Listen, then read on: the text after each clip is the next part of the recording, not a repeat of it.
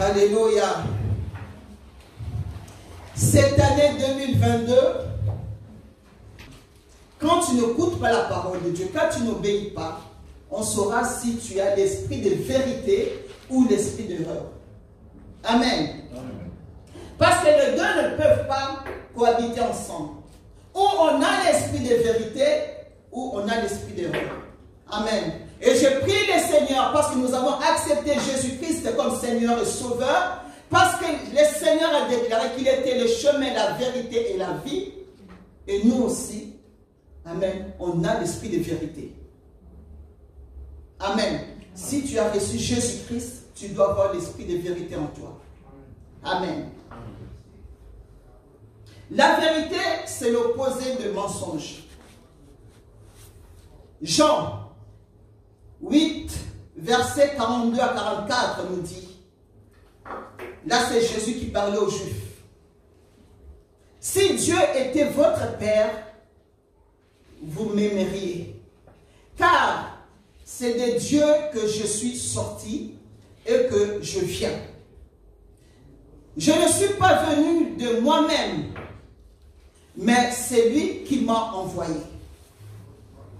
Pourquoi ne comprenez-vous pas mon langage? Parce que vous ne pouvez écouter ma parole. Vous avez pour père les diables et vous voulez accomplir les désirs de votre père. Là, c'est le Seigneur qui parle aujourd'hui. Donc, quand tu n'as pas l'esprit de vérité, tu as l'esprit de mensonge, le Seigneur dit que tu as l'esprit des diables, parce que le père des mensonges, c'est le diable. Alors, vous voyez combien il est important qu'on soit dans la vérité, qu'on marche dans la vérité. Parce que c'est Dieu, Jésus-Christ lui-même qui est notre Père. Alléluia. Amen. Amen. Si tu es un enfant de Dieu, il faut que tu sois dans la vérité. Ne sois pas esclave des mensonges, parce que ton père n'est pas le diable. Amen. L'esclave est une personne qui est sous emprise, qui est sous la puissance absolue d'un maître. C'est ça l'esclave. Nous, notre maître, c'est Jésus-Christ. Alors l'esprit de vérité doit habiter en nous abondamment. Amen. Amen. Nous refusons tout esprit de mensonge dans nos vies. Nous refusons toutes paroles de mensonge dans nos vies. Nous refusons de marcher dans le mensonge dans nos vies. Au nom puissant de Jésus-Christ. Et nous proclamons l'esprit de vérité en nous, dans nos vies, dans nos maisons. Amen. Et surtout dans l'église. Au nom de Jésus-Christ. Alléluia.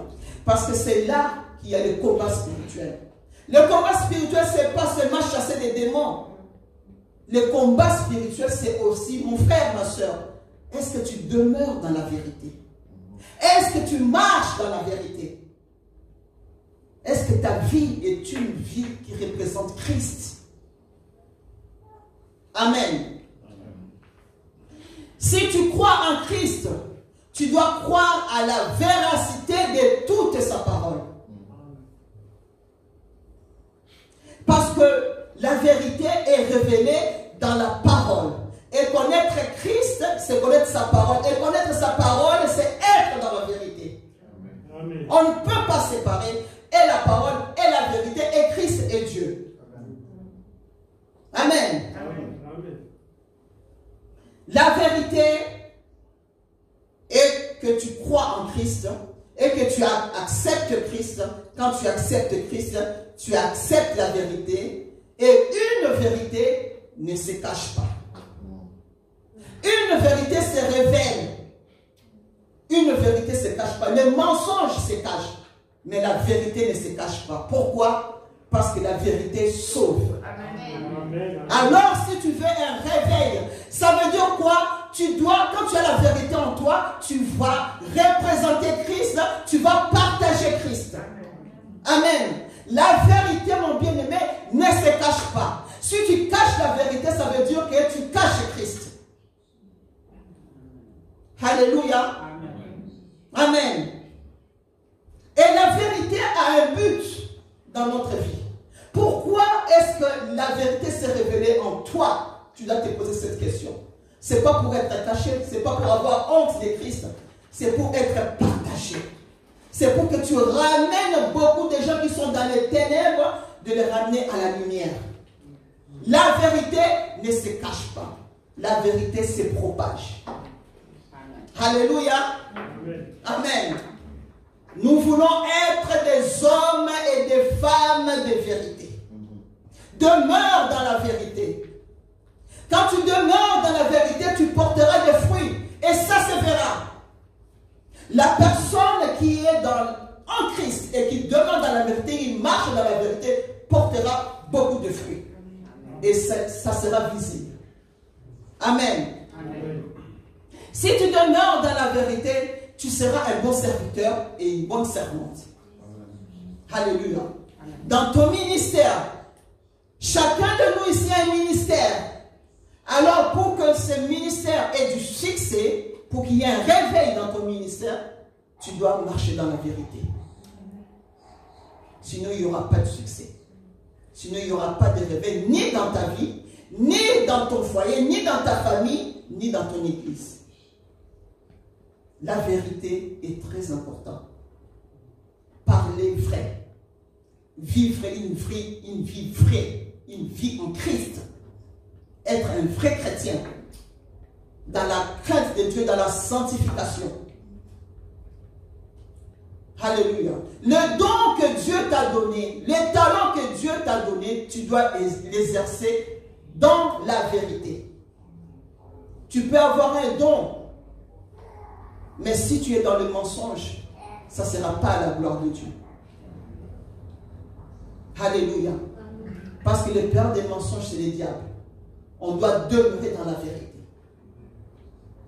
Dans ton couple, il faut que votre couple ait une relation basée sur la vérité.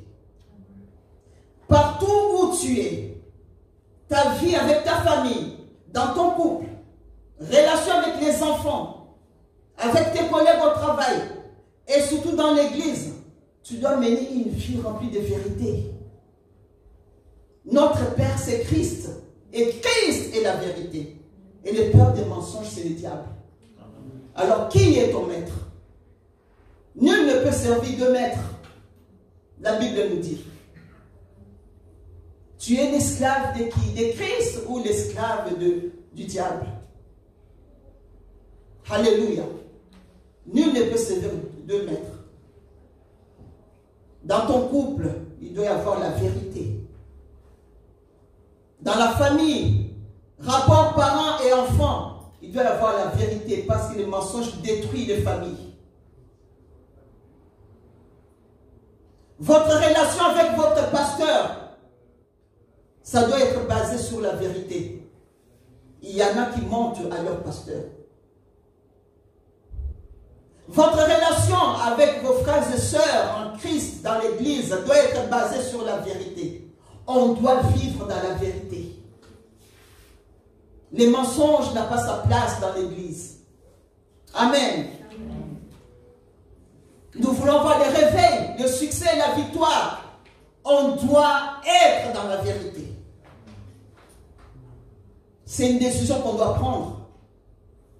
Si vous pensez que vous êtes, il y a encore des zones d'ombre et que vous êtes encore dans les mensonges, c'est le moment aujourd'hui de prendre la décision et de changer. Amen. Amen. Nous servons un Dieu de grâce. Le Dieu de grâce est toujours là. Alors ne te laisse pas séduire par l'ennemi. Dis à ton voisin, demeure dans la vérité. Alléluia. Et marche dans la vérité. Et parle dans la vérité. Amen. Amen. Alléluia. Aujourd'hui, beaucoup de gens n'aiment pas la vérité et surtout ne supportent pas la vérité. Aujourd'hui, beaucoup de gens n'aiment pas la vérité et ne supportent pas la vérité. C'est pour ça que vous verrez comment Christ, le nom de Jésus, dérange. Le nom de Jésus dérange. Il y a un homme qui a dit que le symbole de la vérité, c'est un miroir. car il t'envoie ton image réelle telle que tu es. Quand tu te réveilles le matin, prends un miroir, parce que tu te connais. Prends un miroir, tu te regardes et tu sais ce que tu es. Parce que les miroirs ne trichent pas, ne mentent pas. Donc il te montrera tes défauts et tes qualités aussi. Donc quand tu te réveilles le matin, tu sais ce que tu es et ce que tu fais. Regarde-toi, ton image. Alléluia. Et il y a un autre homme qui a dit, l'homme qui dit la vérité sera détesté par les hypocrites. Aujourd'hui, sois un homme qui dit la vérité, tu seras détesté, que ce soit dans ta famille, quelquefois même dans l'église. Même souvent dans l'église, quand tu dis à un frère et une soeur, ce que tu fais là, c'est pas bon, tu seras détesté, ou carrément la personne va quitter l'église, ou la personne va prendre des distances avec toi. Et on peut le ressentir. Et cet homme qui a déclaré ça n'est pas chrétien. Il a dit, l'homme qui dit la vérité dans la société sera l'homme le plus détesté par des hommes hypocrites. Donc tu dois faire ton choix. Au moment où je dis la vérité, si je suis aimé par les hommes et les femmes qui sont dans la vérité, gloire à Dieu. Amen. Si les hypocrites me détestent, ce n'est pas un problème. Au moment où Christ m'a créé. Amen. Amen. Alléluia. Sois un homme et une femme qui aiment la vérité. Parce que ton Dieu que tu crois est la vérité. Alléluia. La vérité te gardera sauvé. Amen. Car la vérité sauve. Amen. Les mensonges, c'est la perdition et c'est les ténèbres. Les mensonges, c'est la chair. Les mensonges ramènent à la négligence. Les mensonges rajoutent encore d'autres mensonges. Les mensonges ne ramènent pas au réveil, mais au sommeil, à la paresse spirituelle. Les mensonges conduisent à l'orgueil. Parce que tu peux mentir, tu te dis, ben, même si je mens, et alors, ça ramène l'orgueil. Les mensonges ramènent à la désobéissance. Les mensonges viennent du diable, tout simplement. Alors parfois on a des expressions, toute vérité n'est pas bonne à dire, c'est faux. Si tu dis la moitié de la vérité, tu es dans la fausseté. Dis la vérité. Amen. Amen. Tu dois apprendre à dire la vérité. Parfois même, tu arrives à mentir sur des choses inutiles. Inutiles, tu mens. Après, tu dis, oh, je fais ça juste pour que tout aille bien, sinon... Non, mon frère, ma soeur, tu mens. Parfois, il vaut mieux ne rien dire. Tu t'étais, tu dis non, je préfère ne pas parler. Là, au moins, tu es sûr, tu ne pêches pas. Mais si tu es une personne qui arrondit des angles, tu es dans la fausseté. N'arrondis pas des angles. Amen. Amen. Jésus-Christ est la vérité. Jésus-Christ est le salut. La vérité, c'est la gloire. La vérité, c'est l'humilité. La vérité, c'est la crainte. La vérité, c'est l'obéissance. La vérité donne la paix. La vérité, c'est la félicité. La vérité, c'est la fidélité. La vérité, c'est la sainteté. La vérité, c'est la délivrance. Alléluia. Amen. Alléluia. Merci Seigneur. Seigneur Jésus, je vais demeurer dans la vérité. Jean 8, 32 nous dit, vous connaîtrez la vérité et la vérité vous fera quoi? Vous affranchira. Amen. Vous connaîtrez la vérité. Est-ce que vous êtes content aujourd'hui de connaître la vérité? Amen. Amen. Est-ce qu'on peut acclamer notre Seigneur?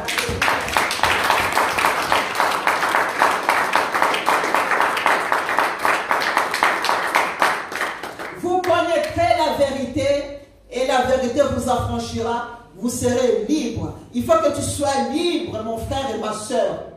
Il faut que tu sois libre en Christ. Alléluia. Car sa parole te rend libre du péché. Amen. Amen. Quand tu es libre, tu as le discernement, tu as la puissance. Amen. Connaître la vérité te donne une position de discernement. Alléluia. Tu seras libre des péchés. Il y aura des choses où tu regarderas, tu dis non, ça ce n'est plus pour moi. Vous connaîtrez la vérité vous affranchira et vous serez libre, vous serez plus esclave du péché, vous serez plus esclave de Satan. Le Seigneur Jésus qui est la vérité va vous délivrer de toute oppression. Amen. Alléluia. Amen. Amen. Jean 4, 24 nous dit, Dieu est esprit et il faut que ceux qui l'adorent en esprit et en vérité. Comment adores-tu Dieu? Tu ne peux pas l'adorer en esprit et en vérité. Le contraire, c'est quoi? C'est adorer Dieu dans la chair et les mensonges. Là, Dieu n'est pas là. Tu es dans les mensonges et dans la chair et tu viens, tu lèves les mains. Non, Dieu n'est pas là. Alors, si tu aimes Jésus-Christ, tu aimes ton Dieu, il te demande de l'adorer en esprit et en vérité. Alléluia. Il faut que tu sois un adorateur et une adoratrice dans la vérité pour que ton adoration soit agréable. On peut venir, les gestes, vous savez, les gestes de fermer les yeux, lever les yeux. Quand tu n'es pas connecté en esprit, quand tu n'es pas en vérité, Christ ne t'écoute pas. Amen. Amen. Il faut que tu sois connecté. Alléluia. Quand tu l'adores, il faut que tu sois en vérité. Tu te poses des questions, Seigneur, suis-je dans la vérité? Est-ce que quand je t'adore, quand tu sens que tu n'es pas bien, arrête-toi et rentre dans la repentance. Ne te condamne pas, rentre dans la repentance. Demande pardon si tu as fauté quelque part. Alléluia. Quand tu fais ta prière, il faut que tu sois sûr que ta prière, amen, est en accord avec ta vie. Tu ne peux pas passer ton temps à demander, Seigneur, aide-moi, guéris-moi, pourvois, donne-moi le travail, donne-moi de l'argent. Et que tu marches dans les mensonges. Où est l'esprit de vérité aujourd'hui? Où sont les chrétiens aujourd'hui qui sont dans la vérité? Marches-tu dans la vérité, mon bien-aimé? Alléluia. Il faut que tu sois dans la vérité. Psaume 25, 5 nous dit, conduis-moi dans la vérité et instruis-moi, car tu es le Dieu de mon salut. Tu es toujours mon espérance. Amen. Il faut que ce soit ta prière. Seigneur, conduis-moi dans la vérité et instruis-moi. Combien de chrétiens ici demandent, Seigneur, je veux être dans la vérité, au lieu de demander tout le temps des choses matérielles. Les choses d'ici-bas passeront, resteront. Mais si tu es dans la vérité, c'est ton éternité. Tu seras sauvé, mon bien-aimé. Alléluia. La vérité sauve. La vérité sauve. On ne peut pas espérer le salut et être dans les mensonges. La vérité sauve. Alléluia. Marchons dans la vérité. Pas ta vérité. Car dans le psaume que je viens de lire, 25, 5, conduis-moi dans ta vérité. C'est ta prière aujourd'hui. Seigneur, conduis-moi dans ta vérité et non dans ma vérité. Amen. Parce qu'il y a des gens qui ont leur vérité.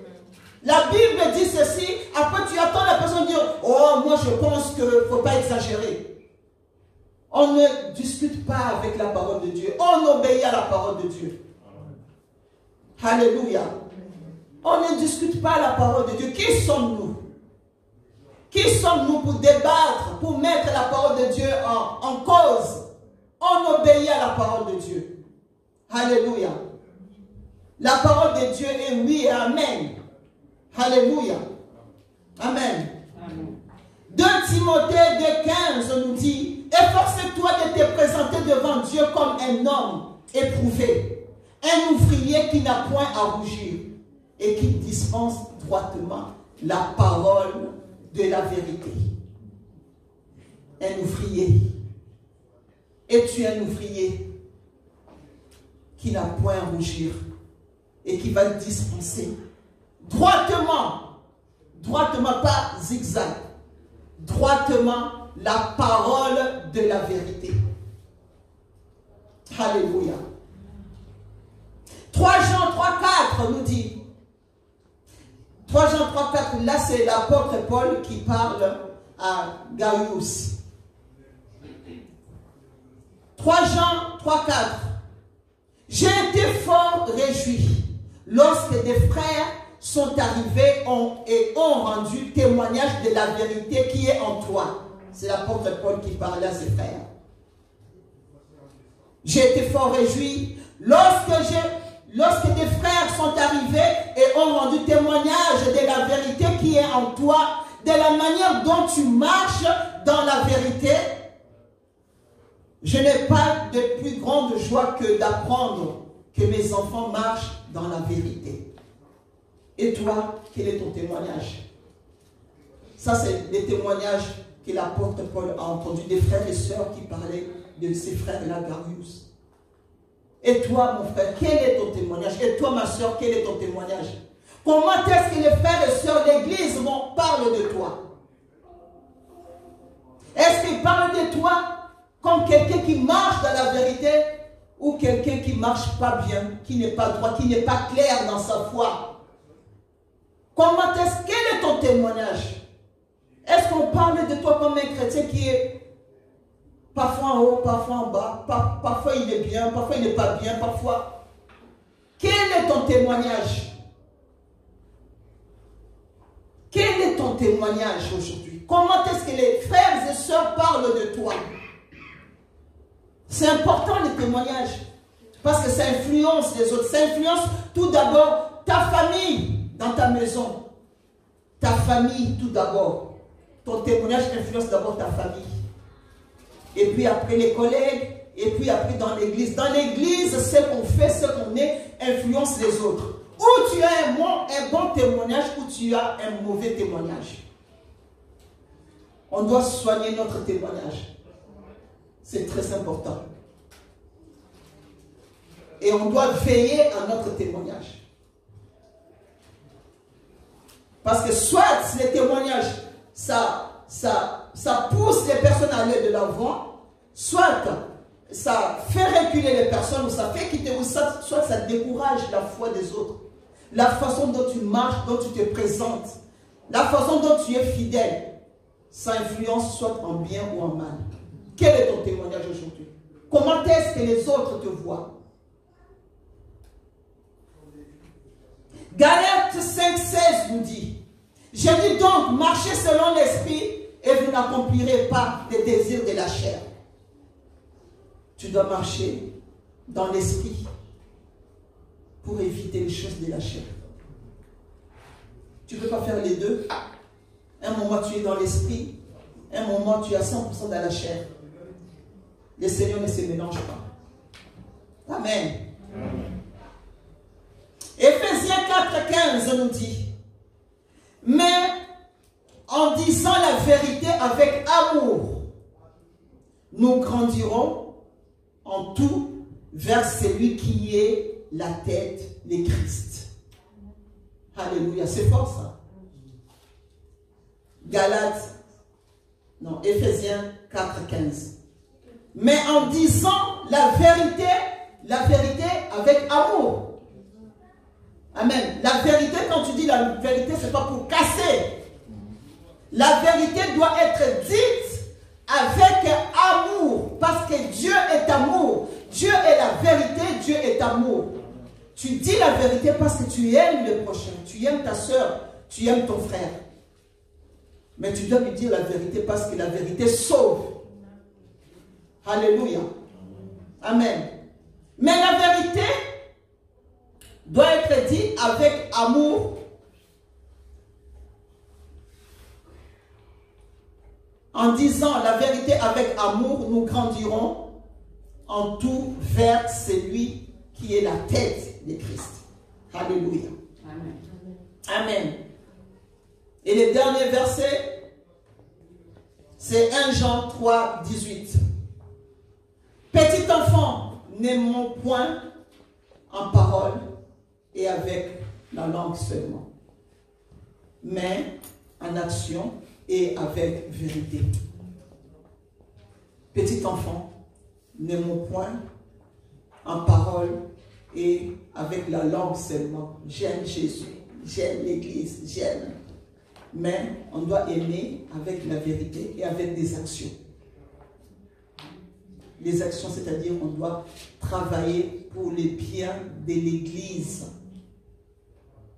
Parce que si je pose la question aujourd'hui, qui aime le Seigneur? Qui aime des frères et sœurs ici? On va tous dire oui, amen, j'aime le Seigneur de tout mon cœur. Mais les actions, nos paroles doivent aller avec nos actions. Amen. On ne doit pas aimer seulement parole, mais avec action et surtout avec vérité. Alléluia. Amen. Gloire à Dieu. Est-ce qu'on peut se lever?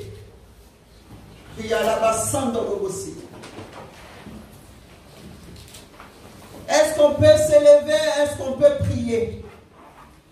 Tu sais où tu en es aujourd'hui, mon bien-aimé. Tu vas prier. Tout à l'heure, nous avons chanté l'heure de la victoire et de la vérité a sonné dans mon cœur. Que Jésus soit loué. La vérité est la vie. Marchons comme des enfants de vérité. Alléluia, Seigneur Jésus. Oh Seigneur Jésus, je te prie pour mes frères et sœurs. Quand tu as dit dans ta parole, vous connaîtrez la vérité. Et la vérité vous affranchira et vous serez libres.